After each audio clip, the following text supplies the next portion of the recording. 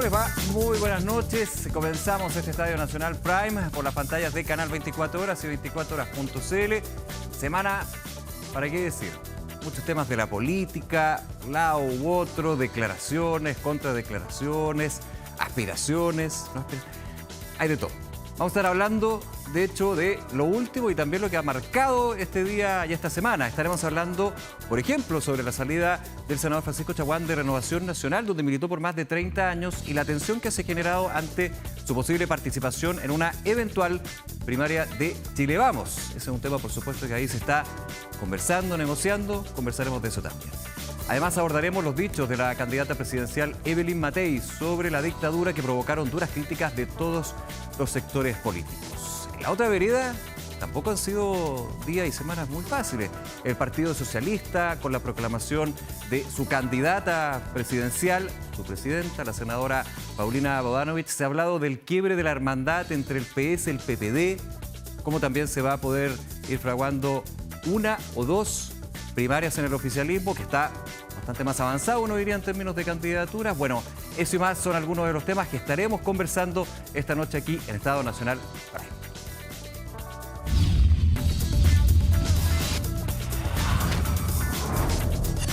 Estado Nacional. Harto tema, con panelistas de lujo, hay que decirlo, aquí en Estado Nacional Prime. Los presento de inmediato. Tatiana Clima, consultora de comunicaciones estratégicas. Tatiana, hola, buenas noches. Gracias por acompañarnos. Gracias por la invitación. Máximo Pavés, ex subsecretario, abogado. Max, bienvenido. Gracias por acompañarnos. Tatiana, muchas gracias por la invitación. A ver, ¿por dónde partir? Pues yo estaría como con una pecera, digamos, con un par de papeles, pero creo que hay que comenzar por las declaraciones de la candidata de Chile Vamos, Max. Evelyn Matei ha generado reacciones, comentarios de todo tipo, las credenciales democráticas, cómo esto también se enmarca en la carrera presidencial. Ahora, desde la política electoral que estamos viviendo, Max, la primera pregunta, y lo vamos conversando también con Tati, ¿a quién le habló la candidata Evelyn Matei en esa entrevista en el programa Conectados junto con Checho Irane en Radio Agricultura? Lo primero que yo quiero partir por el final de ese día, donde Evelyn Matei hace una declaración muy clara, muy categórica, propia de su trayectoria política, donde ella señala que nunca ha habido, ni siquiera por asomo, la intención de justificar las violaciones a los derechos humanos durante el régimen militar. Y eso es consistente con lo que la Unión Democrática Independiente, el partido en el que yo milito, apoyando leyes de reparación, en fin, cosas que están en la justicia civil y que han ido avanzando. Y yo creo que eso es muy importante despejarlo, porque la conversación que se genera en Radio Agricultura, que es una conversación, no era sobre ese tema.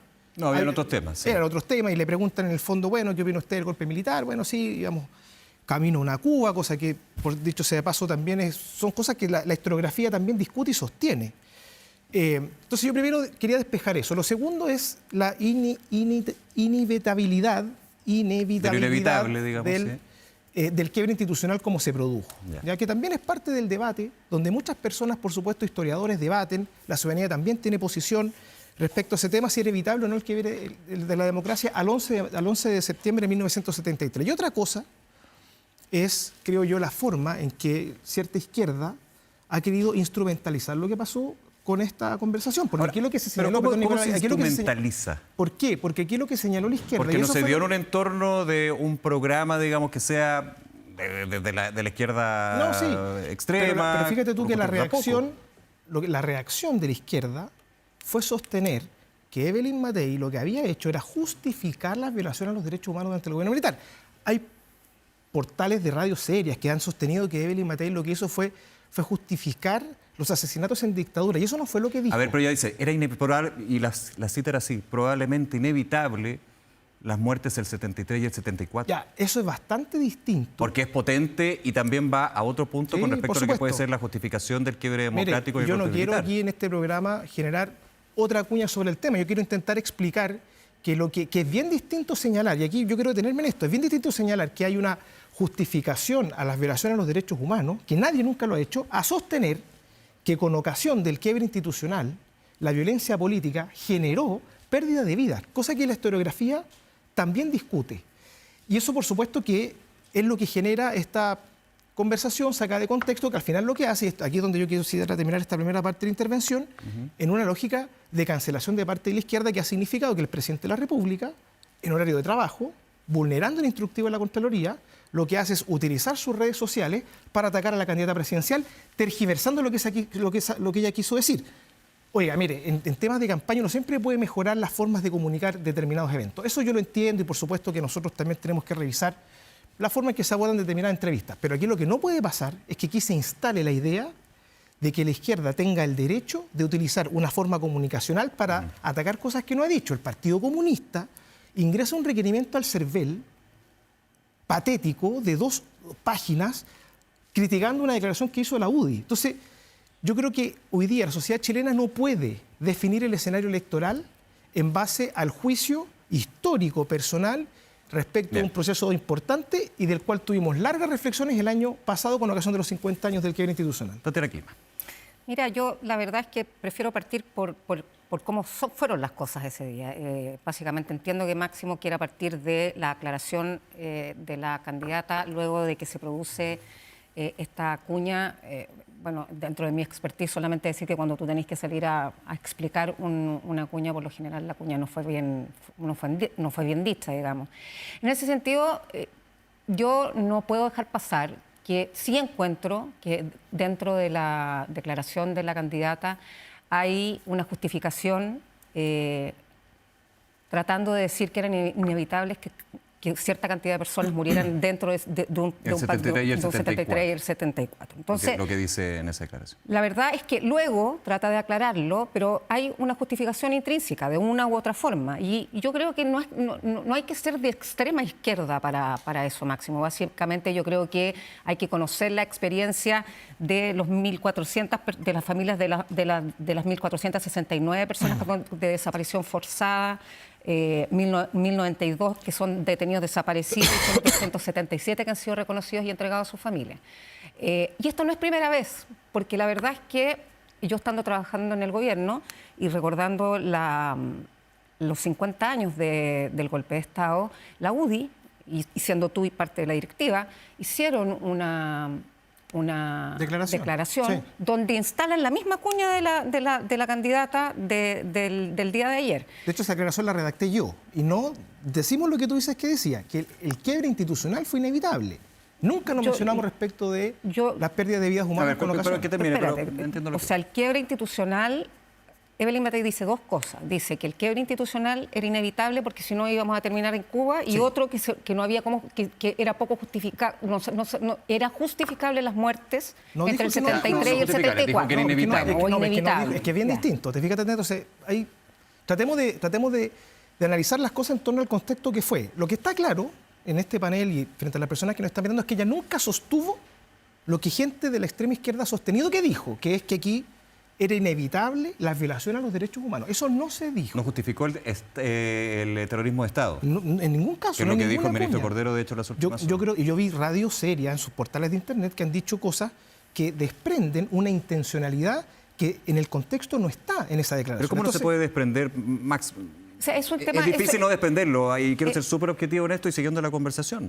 Porque, claro, se ha hablado de los medios. El expresidente Piñera habló de los cómplices pasivos. O sea, claro, también había una reflexión hay una reflexión Chile Vamos. dentro del mismo Chile Vamos al respecto. Esto es muy importante aclararlo. Este es una discusión, es un tema que, por supuesto, divide a los chilenos. Y que, por supuesto, que no se va a zanjar con ocasión de una conversación que tuvo una candidata presidencial que, dicho sea de paso, su posición política en esto y en otros temas bastante clara. Lo que a mí me parece bien que Evelyn Matei fue muy sincera, fue muy franca, tanto en su declaración posterior como en la forma en que ella entrega su visión en una conversación. Pero déjame llevarte para seguir, porque no podríamos estar toda la noche, digamos. No vamos a llegar a acuerdos, claramente. Y es bueno conversar, es bueno discutirlo. O sea, a esta altura, evidentemente, no hay que hacerle el quite a una conversación que es delicada, que es difícil. Pero desde el punto de vista electoral que estamos viviendo, vuelvo a la pregunta, ¿le estaba hablando a un sector de la derecha? Mira, porque siempre las candidaturas, cuando tienen entrevistas, cuando tienen cuñas, declaraciones, uno dice, a alguien le está hablando. Y sabemos que aquí evidentemente hay un sector de la derecha, especialmente Nacional Libertario y también el Partido Republicano, que no comulgan mucho con Evelyn Matei. Bueno, por eso tienen sus propios candidatos que van a ir a primera vuelta. Mira, Evelyn Matei es una candidata que ha mostrado solidez, no solamente que no tiene que demostrarle credenciales a nadie respecto de su forma de ver la vida desde la centro-derecha, con bastante valentía, con bastante carácter, y que también tiene la virtud de poder convocar por su talante, por su estilo, a cruzar esa vereda que nos va a lograr, creo yo, con bastante claridad, poder acceder al votante de centro, incluso un votante de centro-izquierda que no está en disposición de apoyar un proyecto de continuidad de este gobierno. Pero Evelyn Matei siempre ha sido una persona derecha.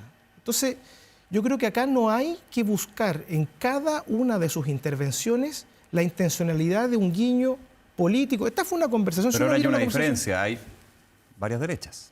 Antes era sí, Chile Vamos. Está bien, pero yo creo que ella tiene una posición bastante clara en el sentido de que ella es una candidata derecha, ella no tiene que rendirle cuentas a nadie respecto de la forma en que el carácter, la claridad, la competencia, la experiencia. Entonces yo no me imagino que nuestro equipo, nuestra candidatura, tenga que estarle dando guiños de pruebas de blancura respecto a su carácter de ser una mujer de derecha con mucho carácter, porque ella siempre lo ha demostrado en su vida pública. Entonces, yo creo que en la entrevista que se produce en Radio Agricultura, que, insisto, si alguien ve la entrevista, es un intercambio muy breve. Aquí pareciera ser que después de todo esto que se ha generado, es que aquí hubo una declaración larga, un análisis. Fue una conversación que responde preguntas muy puntualmente. Siempre se pueden mejorar la forma de las respuestas para no generar un malentendido, pero yo me quedo con que hoy día la sociedad chilena que ha tomado posición, de hecho Pepe Out lo dijo, hoy día Chile también con la distancia también ha evaluado distinto la forma de aproximarse al fenómeno del quiebre institucional del 73. Yo no creo que esa visión de alguien como Evelyn Matei con su trayectoria pueda marcar la elección presidencial para o afirmarla o perderla. Yo creo que esa clave Chile no la tiene hoy día. Mira, yo la verdad es que lo veo de forma diferente y tiene que ver seguramente porque yo lo veo con un ojo más periodístico y más comunicacional. Lo que yo veo es lo siguiente, primero, y quiero ser enfática en esto, yo creo que todos los golpes de Estado son evitables y que la democracia tiene que ser siempre, democracia siempre y democracia siempre. Eso es no puedo partir diciendo otra cosa que no sea esa. Luego de eso, yo he visto a la candidata Matei desde mi ojo periodístico y al comando en una estructura de campaña extraña. Más bien cercana a lo que podría ser una primera vuelta, porque la veo muy errática, levantando noticias que sus mismos parlamentarios se incomodan, como el tema del litio, que fue una cosa que nos dejó a todos muy sorprendidos. El manto de duda por el acuerdo de Codelco a través de un post. Sí, claro. Luego hace esto que más bien da la sensación que quiere hacerle un guiño más a la extrema derecha, Máximo. Yo creo que, a diferencia tuya, el centro de este país ya hay una conciencia colectiva de que hubo una dictadura, que hubo violaciones de los derechos humanos y que se pudo haber hecho cualquier cosa para evitarlo. Y en ese sentido, creo que, a diferencia tuya, todos, Evelyn Matei, Carolina Toá, Paulina Bodanovich, Chaguán y el que sea, sí tienen que dar pruebas de blancura y constantemente a la ciudadanía. Porque estamos hoy día en un espacio gris donde las instituciones y la política está sumamente desprestigiada. Por tanto, no basta con decir que alguien... Yo, por supuesto que creo que Evelyn Matei tiene toda la experiencia del mundo, pero ella ante sus electores y ante Chile tiene que dar las pruebas de blancura y tiene que contestar y tiene que fijar posición. Yo creo que el tema de los derechos humanos ciertamente es un tema que nos divide, creo que hay que tratarlo con el debido respeto a las víctimas. Me parece positivo lo que dices, creo que es bueno que ella reconozca cuál es su postura también y que la deje clara. Yo en ese sentido sí estoy de acuerdo contigo, no creo en las cancelaciones, creo que es mejor ser franco ante la ciudadanía y exponer cuáles son tus posturas. Sí. Entonces, básicamente me quedo con la reflexión de que creo que la revolución de la nueva derecha, como se han denominado ellos, ha generado un ambiente dentro del comando de Evelyn Matei de ansiedad que yo me lo explico. Yo he estado en campañas presidenciales, por tanto sé perfectamente lo que ocurre. Hemos visto en las últimas horas que al parecer ahora sí va a haber primaria, podemos hablar después de eso. Entonces yo creo que hay un desorden que tampoco yo dramatizaría mucho, en el sentido que las elecciones son así. Las personas tampoco les importa mucho. No, claro. La verdad es que no entienden mucho tampoco. Seguridad, empleo, y lo que quieren es finalmente tener a los rostros principales haciendo propuestas para el país, yo creo. Ahora, y ese es el punto, y voy a volver contigo, Max, y tomando lo que decía Tatiana, hay un desorden en Chile Vamos. Y esto por los últimos antecedentes. Nos enteramos el día de hoy que el senador Francisco Chaguán finalmente renuncia a RN. Esto no ha llegado al servicio electoral. Hay toda una duda con respecto a la ley antidiscos, digamos, en términos de que te obliga a que después de 9 meses uno puede optar por cargos públicos. Uno entendería que hay una interpretación, esto va también para presidente o no. Vamos a darle un poco de tiempo, digamos. Sí, pero de todas maneras, la posibilidad de que el senador Cruzcoque, senador Chaguán y el exalcalde Carter sean las caras de una primaria que ha sido bien difícil. Mira, o sea, sí, de hecho en el oficialismo, y ahí vamos a ir también a hablar del oficialismo en sus claro. primarias, que está bastante más clara, porque esto es como con forceps, lo digo con mucho respeto. Sí, no, está bien, mira, a ver, yo creo que acá hay un fenómeno que es, no sé, a mí me gusta el ciclismo, entonces el ciclismo de ruta hay un concepto que es la fuga, ¿ya? Entonces el ciclista que está fugado, que tiene que aguantar la fuga, por cierto. Que va primero y escapado. Claro, escapado, y que lo van a perseguir, claro, sí, tiene más atención, es más noticioso. Y tiene más presión. Si tiene más presión, si está a punto de caerse, eso lo va, porque la cámara lo va mirando. Entonces, evidentemente, que la candidatura de Evelyn Matei, como es una candidatura sólida que está arriba, es sujeto de un escrutinio bastante severo, de lado y lado. Sí, por supuesto que en nuestro sector político, en la derecha, también hay personas que le están pegando a Evelyn Matei, le está pegando todo el gobierno a Evelyn Matei, le están pegando los candidatos de izquierda. Entonces, por supuesto que eso hace, se produce una sensación en la cual nosotros tenemos que ser muy cuidadosos y donde, claro, los empeñones, por supuesto, que se van sintiendo. Nosotros, ¿qué es lo que hemos dicho desde Chile Vamos? Una primaria amplia, la más amplia posible. Porque esa es la forma que queremos nosotros que aseguramos la mejor competitividad para una primera vuelta, para repetir, ojalá, lo del 62%. Nos han dicho que no, del mundo republicano y desde el mundo libertario, y nosotros vamos a seguir insistiendo hasta el último día, y eso es lo que han dicho los dirigentes de los partidos de Chile Vamos. Ahora, si ese escenario no se da... No van a dejar los brazos con ellos. Es que no podemos, si nosotros tenemos que hacer todo lo posible. O sea, ahora hablan de la nueva derecha en este preacuerdo parlamentario. Y es una lista parlamentaria, la primaria, el pacto presidencial puede ser distinto al pacto parlamentario. Totalmente. Entonces, ¿cuál es el escenario, segundo escenario posible? La primaria más amplia que podamos tener. Okay. Y yo creo que eso es consistente. Yo creo que no tiene nada que ver la primaria que se está intentando, nuestros dirigentes están intentando conversar, están intentando dar forma a una primaria dentro de un proyecto político que es bastante claro, cosa que yo no veo al frente. Y eso, bueno, ya vamos a analizar la primaria del frente. Pero si está la posibilidad de tener al exalcalde Carter, con Evelyn Matei, con un representante de Bópoli, con un representante de Renovación Nacional o de ex Renovación Nacional, creo que eso fortalece la posibilidad de que tengamos un despliegue de campaña electoral para elegir un buen candidato y, por supuesto, traccionar con energía las propuestas. ¿Estos tres partidos y en lo concreto ya proclamaron a Evelyn Matei?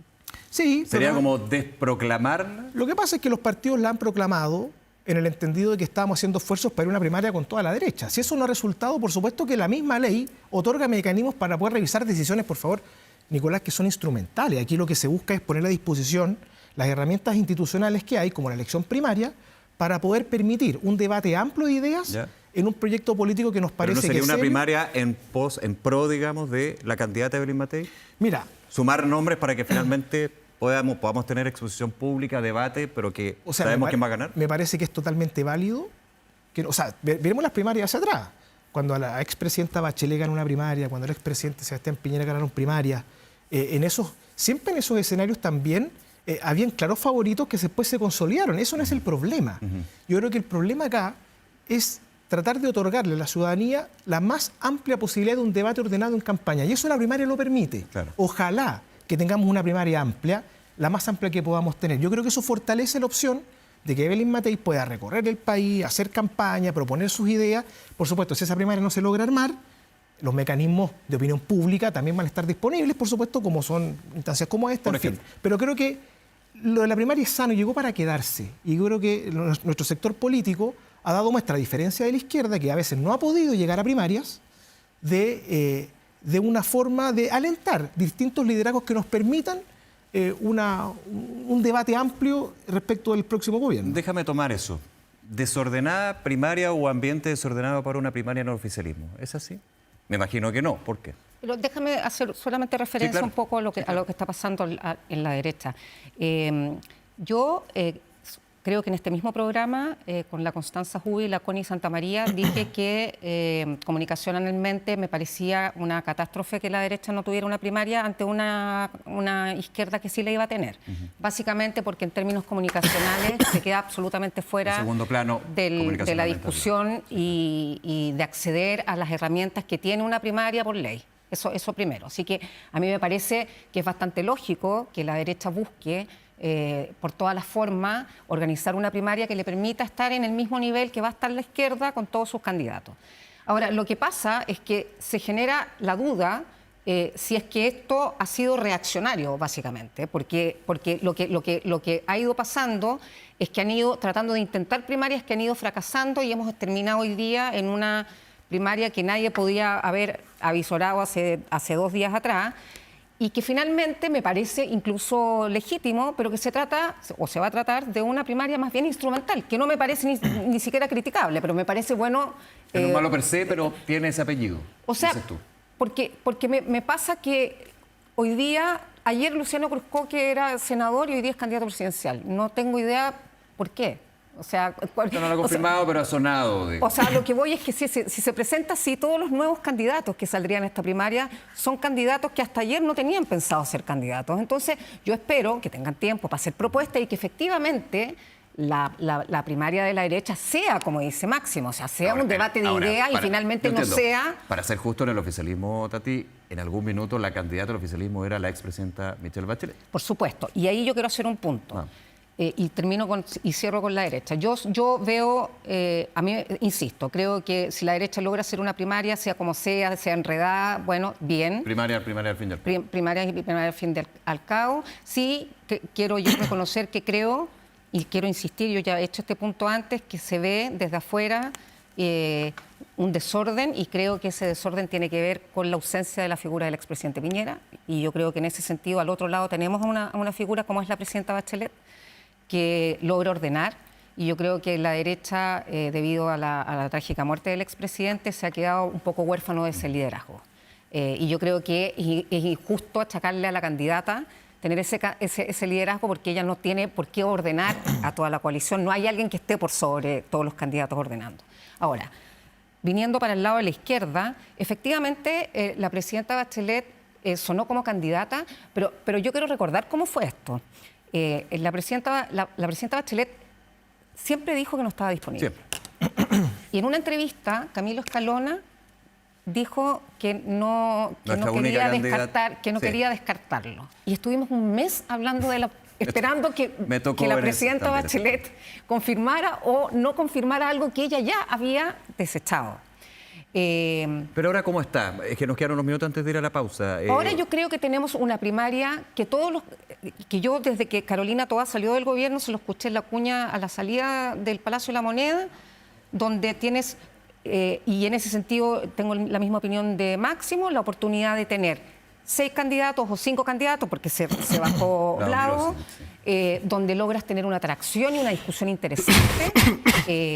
Yo creo que los candidatos que están en carrera, todos tienen proyectos de izquierda, pero diferentes. Creo que la izquierda tiene vocación de terreno, creo que logra hacer buenas campañas, y más allá de las dificultades internas que hayan, y digan lo que diga la presidenta Bachelet, estuvieron todos los candidatos el día lunes en su fundación, la presidenta Bachelet hizo un llamado a la unidad, hay un hecho concreto, que es que Vladimir Osiris decide retirarse de la carrera para apoyar a Carolina Toá, y la primaria sigue adelante, y yo espero que sea una primaria lo más atractiva posible, que logre convocar a, como decía Pepe Out, ya que lo nombró Máximo, que podría convocar incluso a 2.5 millones de personas. ¿Y la aparición de Paulina Bodanovich? Mira, yo... ¿Qué genera, digamos, que también fue algo yo la verdad, esperado? Sí, es inesperado, pero yo tampoco lo dramatizaría mucho. Yo tengo la mejor opinión de Carolina y de Paulina. Son 2 tremendas mujeres políticas, corajudas. Carolina Toá tiene una trayectoria impecable. Y yo espero que se dé una conversación de país. No tengo idea todavía si Paulina finalmente va a llegar hasta el final. No tengo más antecedentes de lo que sabemos. Hoy día es precandidata presidencial y yo espero que el Partido Socialista, entonces, a través de ella, haga todas las propuestas que sean necesarias y que se dé una buena discusión. Y me parece que se le ha criticado a la izquierda mucho las divisiones. Y me parece que son divisiones legítimas. Y creo que en una primaria es el momento de que esas diferencias se pongan sobre la mesa y que la gente de centro izquierda o de izquierda, de extrema izquierda o quienes quieran puedan escuchar los planteamientos de todos los candidatos. Yo la verdad no dramatizaría.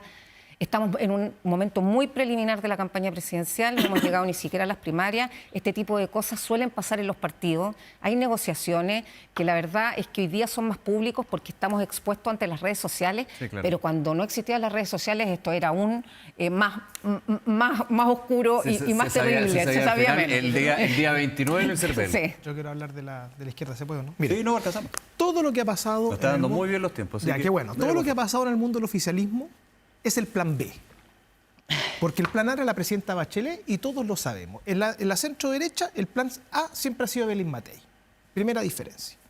La segunda diferencia es que cuando se baja o no se sube la presidenta Bachelet, lo que aparece en la izquierda es una coalición quebrada, donde los partidos políticos, ninguno de los candidatos quiere ser continuidad del actual gobierno, y donde evidentemente la lógica de Paulina Bodanovich, de Carolina Toá, de que el Frente Amplio y el Partido Comunista tengan candidatos es para fortalecer su planilla parlamentaria, porque ha quedado demostrado en los últimos meses en que la convivencia al interior del oficialismo es muy difícil, por no decir que está completamente nula. ¿Para qué decir lo que pasó con ocasión de la destitución de la senadora Allende entre el Frente Amplio y el Partido Comunista, entre el Frente Amplio y el Socialismo Democrático? La presidenta del PS señaló que estaba quebrada la relación histórica entre el PS y el PPD, que era un eje histórico del socialismo democrático. Entonces, lo que hay en la izquierda hoy día es una campaña pareja, sí, por lo tanto más entretenida, sí, pero donde lo que se busca es maximizar la identidad al interior de la izquierda, no fortalecer un proyecto común. Por eso yo creo que la diferencia con nosotros es que si nosotros armamos en la primaria que se está discutiendo para ser armada, eso va a tener un marco mucho más rico y de unidad que el que tiene Gonzalo Vinter con Janet Jara, dicho sea de paso, la candidata Jara, que pidió no hablar de Cuba, no hablar de nueva constitución, cuando eso no es lo que cree, de verdad cree la base del Partido Comunista. Ha pedido eso, o sea, que salió del programa. Dice claro, bueno, sí. Ya, okay, sí. Ya, pero en el fondo, o Gonzalo Vinter y Paulina Bodanovich, que no sabemos si se habla o no con Carolina Toá, entonces no me vengan a decir que es una primaria donde hay unidad. Entonces, me parece bien que hay una reunión con la presidenta Bachelet, ella fue jefa de Estado, por supuesto que... tiene todo. Lo que pasa es que las primarias son competencia también, a mi entender, ¿no? No, totalmente. Pero aquí lo que se ha instalado del mundo de la izquierda es que el oficialismo tiene una primaria entre unidad y nosotros en la derecha estamos quebrados. Cuando digo todo lo contrario. Yo no estoy de acuerdo con eso. Yo creo que no se ha instalado eso. Yo creo que desde... Hay gente que lo quería instalar, ¿no? Lo que la izquierda ha dicho desde el inicio es una primaria altamente competitiva y luego que esa primaria termina y quien sale electo de esa primaria, hay unidad. Pero claramente no puede haber unidad cuando estás compitiendo. Ahora, me llama... Para cerrar. Me llama solamente la atención una cosa. No entiendo muy bien esta diferencia que tratas de hacer entre que la izquierda no tiene un proyecto común y la derecha sí lo tiene. La verdad es que yo no he escuchado el proyecto común que tiene la derecha. Y tampoco creo en esto que han tratado de instalar de la derecha del gobierno de continuidad. Primero porque creo que vuela muy bajo. Yo creo que los gobiernos tienen que continuar las cosas buenas y tienen que mejorar las cosas malas, más que estar hablando o tratando de posicionar la elección y personificarla en este gobierno que es fácilmente y comunicacionalmente más atractivo. Yo entiendo por qué lo hacen, pero básicamente creo que es bueno como limpiar un poco aquello. Uno por lo general, incluso del presidente Boric, sostuvo cosas del gobierno del presidente Piñera que le parecieron correctas y las continuó. Entonces yo creo que hay que ser menos mezquino y hay que tratar de pensar un poco en que Chile no puede tener nuevos proyectos cada 4 años y bien, es importante que los nuevos gobiernos también tengan continuidad de las cosas buenas y tengan la hidalguía de corregir lo malo. Vamos a la pausa, se queda nuestro panel conversando, Tatiana Clima, también Máximo Pavés. Al regreso aquí voy. En Estado Nacional Prime conversamos con el vicepresidente de la Cámara de Diputadas y Diputado Eric Aedo. Ese y otros temas. A la vuelta, aquí en Estado Nacional Prime.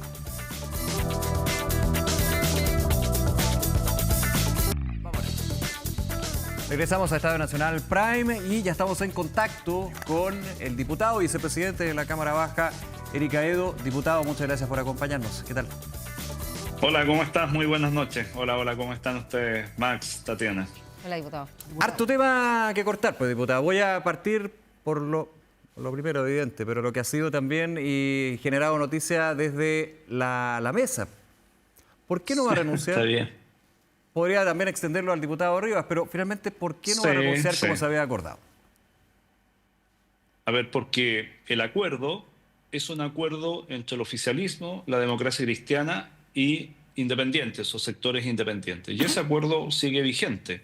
Nosotros no tenemos un acuerdo con la derecha y la Cámara, cuando se elige a sus autoridades, se eligen por todo el periodo. Pero en el marco de un acuerdo político, en este caso vuelvo a refrendar, entre el oficialismo, la democracia cristiana y sectores independientes, hace que ese acuerdo, ¿no es cierto?, cada vez que se llega a una votación, dentro del acuerdo, uno presenta sus renuncias. Pero aquí no hay un acuerdo con la derecha y eso lo hemos dejado claramente establecido. ¿No se está aferrando al poder como critica la oposición? No, porque de hecho, fíjate lo contradictorio de esto. Yo fui parte de una mesa, ¿no es cierto?, junto a Carol Cariola, que sufrió 3 censuras por parte de la derecha. 3 censuras.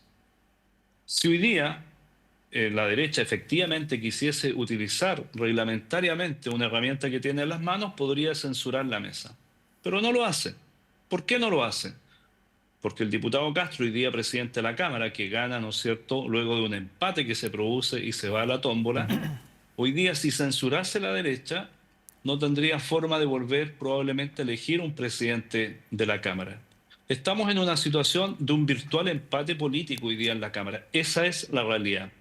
Por eso no se avanza en uno y otro lado. Y lo que ha definido el oficialismo, los sectores independientes que nos apoyaron y la propia democracia cristiana a partir de una declaración pública que suscribieron todos los jefes de comité ayer, es que nosotros vamos a presentar nuestra renuncia cuando, ¿no es cierto?, o se logre un acuerdo para ir a una nueva elección o se logre un acuerdo entre el oficialismo con la oposición. Y en ese minuto vamos a presentar nuestra renuncia. Pero hoy día, si la derecha quisiese dar el paso, podría censurar, como censuró en 3 ocasiones anteriores a la mesa de la que yo fui parte. Pero no lo van a hacer porque después no tienen los votos para volver a elegir un presidente. ¿Tatiana, Max? Eso es. Diputado, el acuerdo tenía un plazo, ¿no? O sea, su vicepresidencia tenía un plazo. En el marco del acuerdo anterior, el oficialismo tiene un plazo. ¿Y qué en plazo, ese marco. ¿Qué plazo era? O sea, ¿se venció o no? Yo no sé bien, ahí se venció, ¿no? Ese plazo. No está vencido, porque ayer todos los jefes de comité de ese acuerdo nos pidieron permanecer en la mesa hasta que se logre un nuevo acuerdo distinto al original, por ejemplo, con la derecha, o se vaya a una nueva votación. Ya. Así que en el marco del acuerdo del oficialismo, es que esto, Max, tú eres una persona no solo inteligente, eres muy hábil, por eso lo quiero explicar bien. Muchas gracias. No hay un acuerdo con la derecha. Ya. No hay un acuerdo con la derecha, no se ha faltado un acuerdo con la derecha. Y por eso también lo quiero explicar frente a la opinión pública.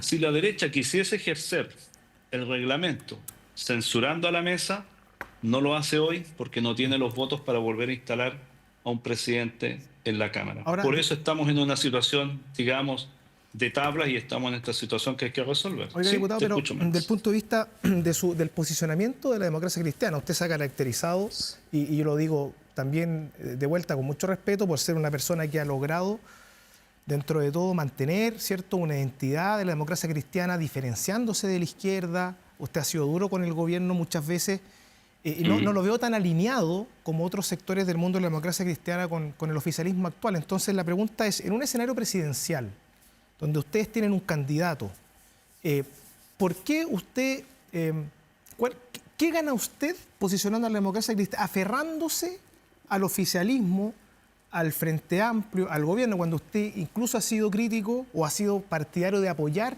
una acusación constitucional contra el delegado presidencial regional? ¿Por qué en esa dimensión marca una diferencia?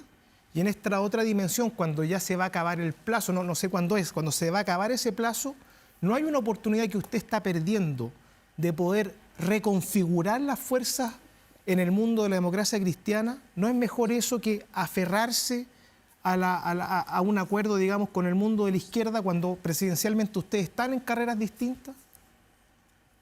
No, Max, porque, bueno, aquí hay cosas bien de fondo y otras cuestiones que son más de carácter práctico, digamos. Cada vez que hay una invitación, comillas, por ejemplo, de la derecha, a que la democracia cristiana camine al lado de la derecha, pero al momento de la verdad, la derecha cuando tenía que censurar, por ejemplo, la mesa, para contestarte en términos muy prácticos, no hacía distinción entre Carol Cariola, Gaspar Rivas o Erika Edo, demócrata cristiano. Todos en el mismo saco y una acción muy agresiva desde la derecha. Y lo digo muy agresiva porque a mí me tocó vivir una censura, por ejemplo, a 20 horas de haber instalado la mesa junto a Carol Cariola, o incluso en una situación muy compleja, ¿no es cierto? No voy a entrar en lo que la Fiscalía tenía que hacer con toda libertad de su trabajo, pero en medio, ¿no es cierto?, de una mujer que había dado a luz hace muy pocas horas, la propia derecha presenta una censura y ejerce una presión tan fuerte que yo converso con la derecha para decirle, si tú quieres que se tome una decisión distinta por parte de la presidenta en ese minuto, dale el espacio de respirar a un ser humano para que tome una decisión. Se lo dije directamente a la derecha. Entonces, cuando yo escucho estos cantos de sirena a veces, Max, de invitar a la democracia cristiana, pero veo el comportamiento en lo efectivo que tiene la derecha en el Parlamento, la verdad es que entre el dicho y el hecho hay mucho trecho, dice un viejo adagio. Y por otra parte, yo sigo creyendo que el espacio político de la democracia cristiana es en el mundo de la centroizquierda. Lo ha sido en los últimos no solo 30, 40 años. Entonces me parece que esa vocación es lo que también, de entendimiento, de diálogo, es lo que también nos permitió, por ejemplo, en este caso, con todo el oficialismo, llegar a un acuerdo amplio en la Cámara de Diputados que permite el diálogo, que permite que al menos permanezcamos en esta vicepresidencia. Yo le decía hoy día al presidente Boric, si ustedes me permiten comentar esta anécdota, le decía, mire, presidente, ayer los jefes de comité, desde el Frente Amplio hasta la Democracia Cristiana, firmaron este acuerdo refrendando lo que ha sucedido en la Cámara de Diputados y Diputadas. La amplia unidad que no la han logrado a veces ni siquiera las candidaturas en las primarias. Entonces, yo creo que también ahí hay una señal política. Yo cuando veo lo que le pasa a Demócratas hoy día, de la mano de Chile Vamos, que termina siendo a veces un vagón de cola dentro de la derecha, creo que ese no es el camino que tiene que recorrer la democracia cristiana. Sí. No, diputado, ¿cómo está? Buenas noches. Buenas noches, Tati. Mire, yo básicamente coincido con usted, ¿no? La democracia cristiana ha sido permanentemente, durante muchos años, intentada ser secuestrada por la derecha, sobre todo en procesos donde hay elecciones presidenciales. Por lo general se disputan mucho lo que representa el centro de la democracia cristiana. Yo creo que eso, en la decisión que usted ha tomado, queda un poquitito clara lo que acabo de decir. Yo leí la declaración que hicieron todos los comités, junto con valorar la labor que había hecho los dos vicepresidentes. Me parece que la derecha hoy día tiene como los mecanismos institucionales para proceder a censurar a la mesa si lo quisiera. Entiendo las razones de por qué no lo hacen. Y me parece que al no haber sido parte ustedes de un pacto con la derecha, están en el justo derecho, valga la redundancia, de seguir en sus puestos a menos que las condiciones cambien. Ahora, sí me parece que, no sé si usted opina lo mismo, pero estos 4 años han estado intensamente plagados de censuras y de acusaciones. ¿No cree usted que este tipo de cosas finalmente terminan enredando mucho la discusión, se avanza poco en el Parlamento? ¿Cómo se va viendo para afuera? ¿Y cómo lo ve la ciudadanía finalmente? porque usted está hoy día en Concepción, sabemos lo que están pasando las familias de los pescadores, hemos visto ese drama. Yo creo que la gente está como pendiente de ese tipo de cosas y no de una discusión que se aleja tanto de la realidad de las personas en sus casas. ¿Cómo se maneja eso? Básicamente por hacer una crítica más ligada a lo que perciben las personas en sus casas de la labor de los parlamentarios.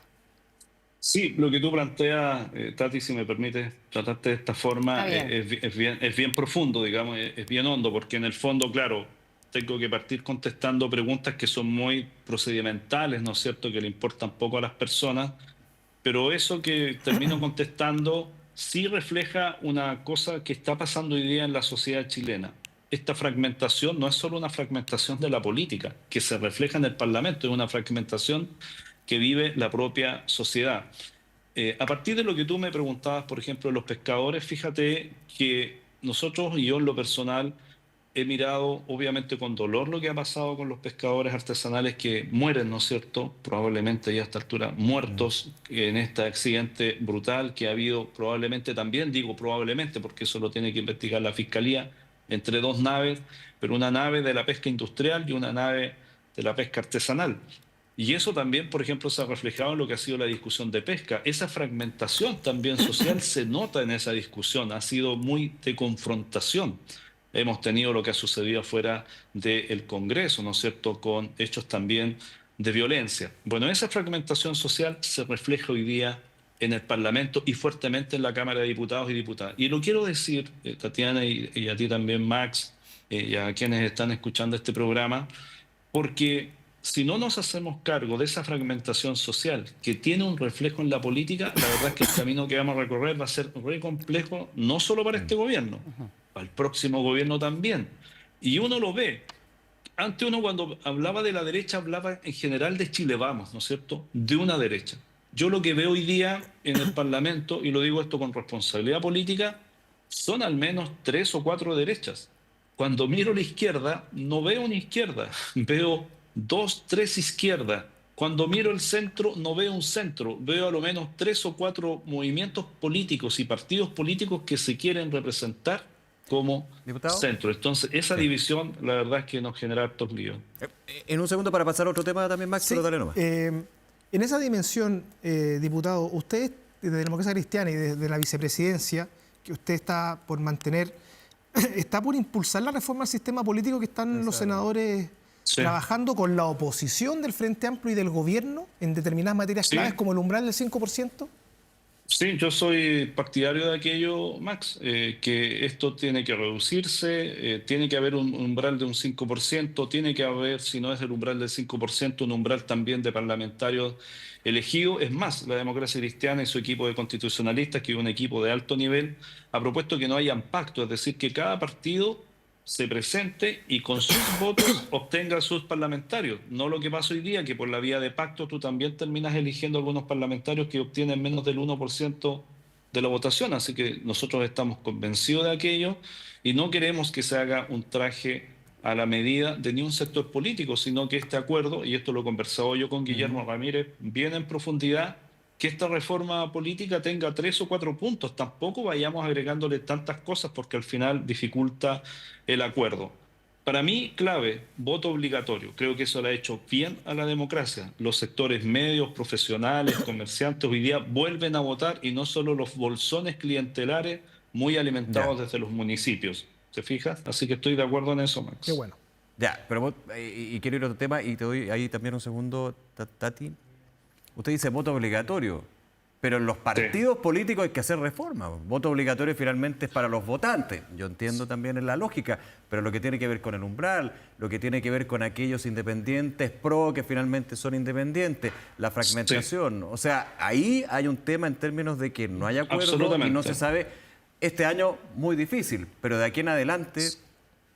Sí, Nico, como no quería dar la lata, entonces me quedé en el voto obligatorio como una cosa muy elemental, digamos, pero que hoy día está en cuestión. Pero claramente el umbral, claramente quienes, son, por ejemplo... Son discusiones bien difíciles, yo lo tengo súper claro. Y que tenga sanción el pero voto por eso- obligatorio. Y que tenga, claro. Tiene que tener sanción o si no es voto voluntario, y eso se lo dijimos al ministro Lizalde en la última conversación que tuvimos. Pero también, por ejemplo, que quienes son elegidos por un partido y luego renuncian al poco andar pierdan el escaño. O sea, aquí no puede ser... Mira lo que pasa hoy día en la Cámara de Diputados y Diputadas, y lo digo nuevamente con responsabilidad como vicepresidente. 23 partidos, 40 independientes. O sea, imagínate lo que costó sacar la reforma previsional en ese marco. Y eso obviamente que daña la democracia. Lo que ha costado avanzar en la ley de inteligencia, que la votamos favorablemente ayer, después de años de discusión, que Chile necesita para enfrentar el crimen organizado un buen sistema de inteligencia, por ejemplo. Tatiana. Sí, no, yo estoy totalmente de acuerdo con el tema de la reforma política, que es necesaria, fundamental, sobre todo, ni siquiera para este gobierno, sino para lograr hacer algo en el país, básicamente. El nivel de fragmentación hace imposible tener una discusión seria en el Parlamento. Yo más bien lo veo más dramático que usted, diputado, como periodista. En la televisión veo que cada diputado tiene su propio interés, así que hay como 100 y tantos partidos políticos en el Parlamento. Sí. Y la verdad es que entre un proyecto y otro uno ve que cambian drásticamente de opinión sin tener una línea que guíe, básicamente. Y en ese sentido, ¿cómo percibe usted que efectivamente se puede lograr concretar una reforma con el nivel de fragmentación que hay? Porque básicamente uno entiende que tiene que avanzar, pero seguramente aquellos que podrían quedar bajo ese umbral se van a oponer claramente. Y esos son votos que hay que salir a conquistar para poder lograr una reforma que no termine pasando lo que nos pasó por hacer la reforma que terminó con el binominal y nos enfrentamos hoy día en esta realidad. O sea, que sea una reforma que sea duradera en el tiempo, un gran acuerdo. Que haya un gran acuerdo y que no tenga que estarse remediando cada cierto tiempo. Sí, bueno, contando algunas cosas que no salen en la tele, como decían los antiguos programas de televisión, lo que no se vio en la tele. Ahora, siempre culpa de la tele, vos, diputado. No, entonces no estoy culpando a la tele, lo que te estoy diciendo es lo que no sale en público, eso es lo que quiero decir, las conversaciones que no salen en lo público. Mira, yo creo que este es el momento en que los liderazgos, más o menos que puedan haber, otros liderazgos más importantes. Los liderazgos de quienes estamos hoy día son jefes de comité, candidatos presidenciales, o incluso quienes estamos hoy día en la mesa de la Cámara. Estos liderazgos tenemos que jugar hoy día un rol. Y déjeme dar un ejemplo concreto. En este año electoral, por ejemplo, se ha presentado un proyecto para eliminar las multas de los TAC. Suena bonito, ¿no? Suena fantástico, o sea, cualquiera acá que esté escuchándome va a aplaudir si no hay multa de TAC. Pero eso es matar el sistema de concesiones en Chile, que le ha permitido a Chile tener la mejor infraestructura caminera. Bueno, por eso lo quiero decir. Entonces, creo que este es el momento en que los liderazgos tenemos que salir a jugarnos en aquellos que son convicciones que le hacen bien al país y no estar solo desde el populismo. Eso lo primero. Lo segundo, en la línea de lo que plantean ustedes de las reformas políticas. La democracia cristiana está bajo el 5%. Sacó más de 4 diputados, que es la otra forma de umbral. Pero o nosotros nos jugamos por entero para poner un umbral, sea porcentaje, sea número de parlamentarios o la combinación de ambos, sea, ¿no es cierto?, terminar con los pactos, sea en el voto obligatorio, y tenemos que salir a jugar con nuestro liderazgo en esa convicción porque le hace bien al país. Yo por lo menos estoy disponible a eso y creo que he dado muestra de aquello. Yo con Max, que nos conocimos, y solo recuerdo algo, lo traigo a colación. Yo en abril del año 2022, cuando conocí las primeras páginas del texto constituyente que se nos iba a presentar en septiembre, dije que iba a votar rechazo. O sea, la capotera que me dieron fue grandota, ¿ah? Pero yo entiendo que tiene que jugarse en su liderazgo cuando tiene no solo una convicción que no es de porfía, sino que cosas que cree que le hace bien al país. Sí. Y yo creo que eso es lo que hay que hacer este año. Nos quedan 5 minutos. No quiero dejar pasar otro tema con usted, diputado Edo.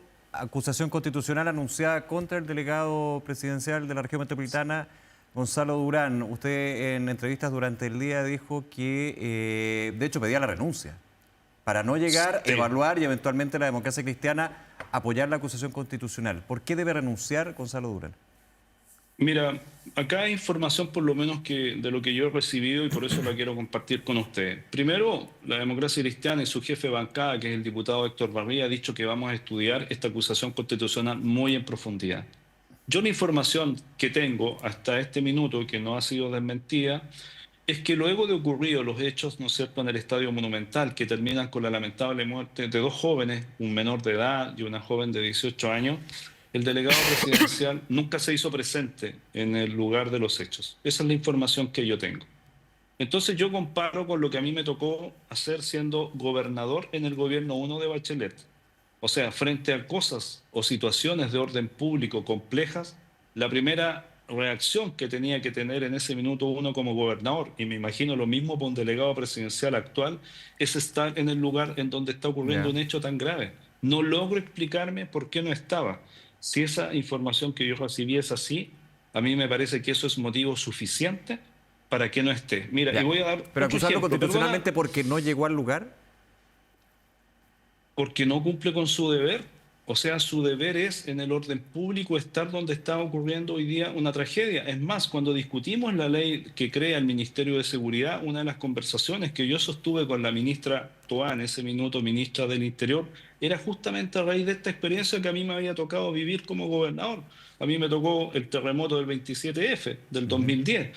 Entonces, el orden público es una cuestión tan importante que yo le dije a la ministra Toá que, por ejemplo, un general de carabineros, un alto mando de carabineros o de la PDI, no se iba a relacionar con un Ceremi, porque en la lógica jerárquica de las fuerzas de seguridad se relacionan entre iguales, generales con delegados presidenciales o intendentes de aquella época, los coroneles o los prefectos con los gobernadores. Diputado. Entonces, pero eso, perdona, Sí. Nicolás, que Es que lo quiero explicar bien. para dar el pase, sí, pero...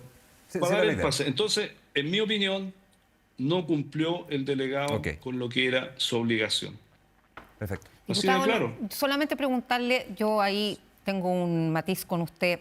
Básicamente escuché el otro día en una entrevista al ministro de Seguridad, Luis Cordero, trató de explicar cuál era el procedimiento, que realmente no tenemos por qué saberlo todos, digamos, y entiendo que esto de que no asistió al lugar de los hechos el delegado y que sería parte de sus obligaciones y por eso al no hacerlo es acusable constitucionalmente es algo que yo no estaba en antecedentes, pero entiendo que según lo que establecía la serie de hechos que se tenían que llevar para autorizar el partido o suspenderlo, ocurrió tal cual se debía hacer.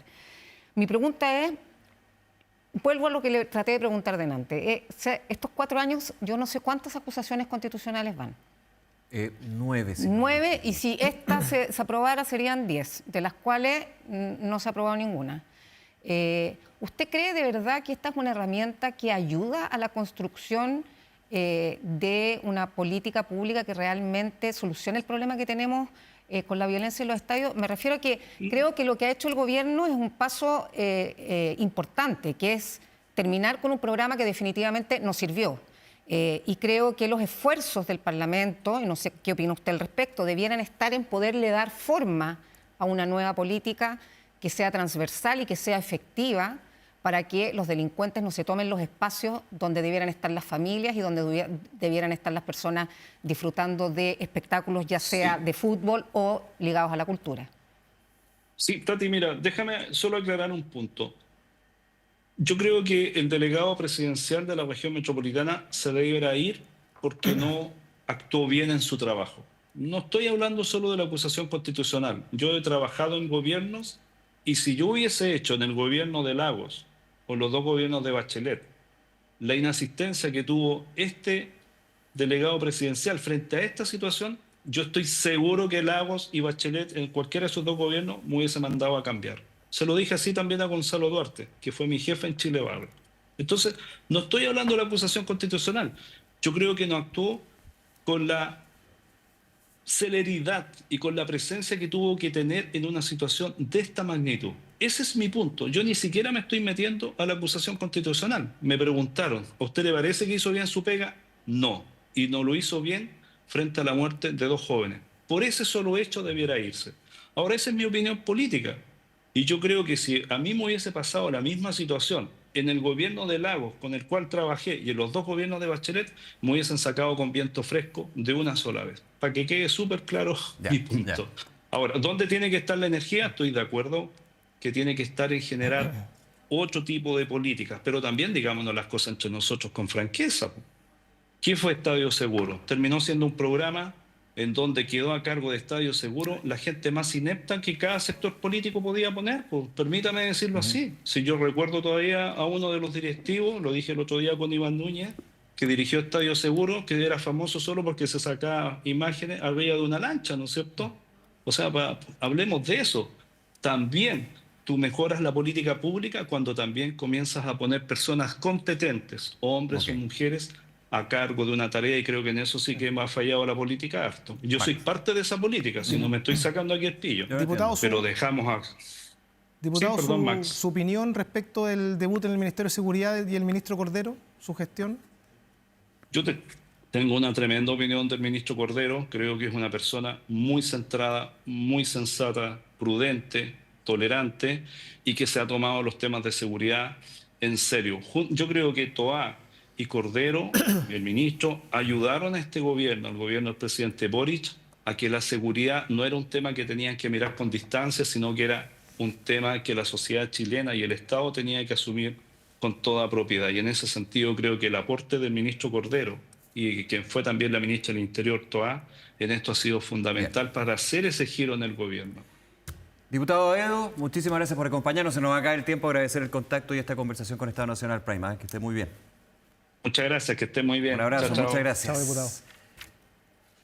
Tatiana Clima, Máximo Páez, gracias también. Harto que conversamos, siempre el tiempo queda corto, Volando. pero Pasamos bien. lo pasamos bien, esa es la idea. Muchísimas gracias por buen café. acompañarnos. No, gracias por la invitación. Muy buenas noches, gracias. Y a ustedes, como siempre, muchísimas gracias por acompañarnos aquí en Canal 24 Horas, Estadio Nacional Prime. Por supuesto, siguen todas las informaciones, las noticias en Canal 24 Horas y 24horas.cl. Chao, buenas noches.